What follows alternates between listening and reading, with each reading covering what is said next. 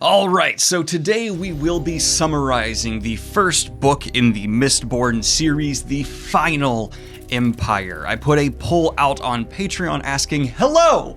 Which series would you like to see me begin summaries for first? And beating out Joe Abercrombie and The Expanse was Brandon Sanderson's Mistborn. Now, before we get into this, I do want to say this is not meant to be a replacement for reading the book. These summary videos are meant to be refreshers of the broad strokes of the plot. I will not be getting into much of the details, and entire characters will be cut because this is a broad stroke summary to remind you what happens in this book before getting into the next. I just want to make it absolutely clear that you are not getting the full experience of reading this book by going through this summary. But without any further ado, let's go ahead and jump on into the story of Mistborn, The Final Empire. The Final Empire in the Mistborn series is set in the world of Scaladriel, a land where ash rains down from the sky and supernatural mist fills the land. Ooh, tantalizing setting. 1,000 years prior to the events of this book, a chosen hero, the hero of ages,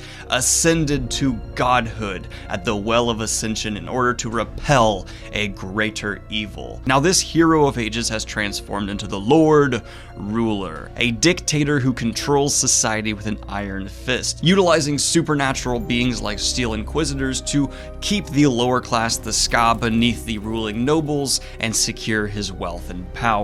The Ska do make up the bulk of society though. Combine that with the wealth disparity between them and the noble class, and this world is ripe for revolution. If you would like a deeper explanation of the magic systems mentioned, check out this video here. Let's continue on with the narrative. Our prologue kicks off with the character of Kelsier speaking to a group of Ska about rebellion and his ambition to overthrow the government. The Ska show great hesitation to getting in line with someone who seems like such a radical, which Kelsier absolutely is, but once Kelsier hears about a young girl being taken against her will to a local noble's manor, he heads to that manor and murders the entire populace and burns it to the ground. Our heroes murder. They kill and do what needs to be done to accomplish their tasks. There is no Batman code of ethics preventing Kelsier from doing what needs to be done. Kelsier then moves on to the capital city of Luthadel, where he reunites with a group of his friends and they form a crew who plan to overthrow the government. The plan is to steal the treasury of the empire and collapsing the economy after sowing seeds of discontent and derision among the noble class.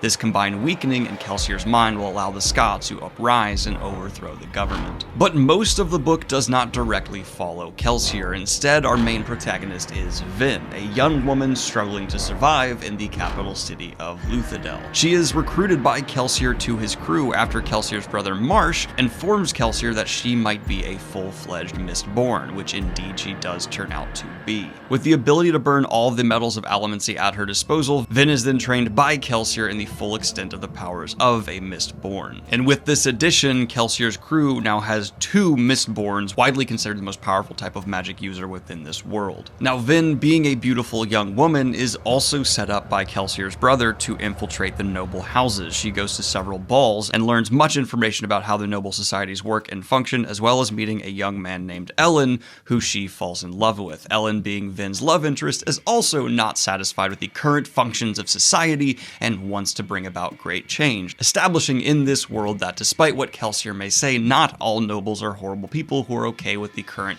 disparity in classes. Now, it is important to note though, Kelsier has a vicious hatred toward nobles and sees murdering them as a benefit of the job he is doing. But at this point in the story, the first steps in Kelsier's plan begin to unfurl. Great unrest arises between the noble houses as Kelsier's espionage and assassinations allows distrust to overthrow the fragile alliances that were already there. Now, we also learn of Atium, which is what the Lord Ruler uses to keep the noble houses in line. As the Lord Ruler controls all the major flows of this oh so precious powerful metal, all the noble houses who hope to have some Atium around them need to fall into line. Atium essentially allows people to see into the future, providing great security for these noble houses. Kelsier knows if he's able to steal the Atium within the Lord Ruler's vaults, noble houses houses will have no more incentive to stay in line with the Lord Ruler. Whoever controls the Atium controls the Empire. With the Noble House War in full swing and Kelsier's army lying in wait outside the city, things are seeming to line up perfectly for this plan to overthrow the government to be a massive success. Unfortunately though, that army of Ska we saw Kelsier building up at the beginning of the book suffers a substantial defeat. The army believed the rumors Kelsier had been spreading that he was going to be able to protect them and that Kelsier himself was nearly divine. Believing they were protected by the survivor of Hathsin, they launched an attack on the Empire that did not go well, and now less than half of the Ska remain. The remaining soldiers are smuggled into the city to try and keep them in some form of safety until the final attack can be launched. But delivering a second blow to Kelsier and his crew, Marsh, Kelsier's brother, who works within the noble classes, is discovered to be a traitor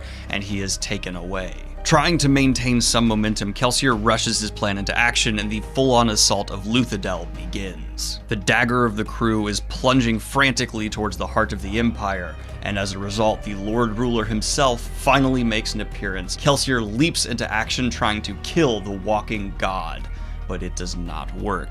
Kelsier is slain by the Lord Ruler. This sends Vin and Kelsier's crew into a panic, unsure of what to do now that their figurehead is gone. But Kelsier's plan is going exactly as it's meant to. Kelsier behind the scenes was wanting to become a martyr, and the Lord Ruler has provided him with exactly that. The Ska see the death of Kelsier as a call to action, and a full-on uprising of the Ska begins. Kelsier has become a symbol for the lower class, and the survivor of Hathsin rises to mythic status. Now before his death, Kelsier had sought and found the secret 11th medal, a medal said to be the Lord Ruler's true weakness. Vin takes up this mission, and with the 11th medal in her possession, the powers of which she does not fully understand, she is captured and taken into prison. She is saved by Sazed, a loyal member of Kelsier's crew and a ferrochemist, and he uses his powers to get Vin out of her imprisonment and recover her possessions. Marsh, Kelsier's brother, is also revealed to still be alive. He has been forcefully turned into a Steel Inquisitor. Though, taking after his brother Kelsier, Marsh cannot be controlled. He betrays and slays his fellow Steel Inquisitors, aiding Vin in her mission. Vin then goes to a final showdown with the Lord Ruler, who is shown to be a powerful Allomancer and Ferrochemist. This combination allows him the immortality and power that maintains his rule. During this confrontation, of course, Vin burns the secret 11th medal, and its powers are revealed to her. She's able to see alternative pasts. With hints she's able to pick up through this burning and help from the mists themselves, Vin is able to separate the Lord Ruler from his ferrochemical bracelets. The Lord Ruler rapidly ages and is killed by Vin with a spear. The god's final words warn Vin of a much larger doom to come.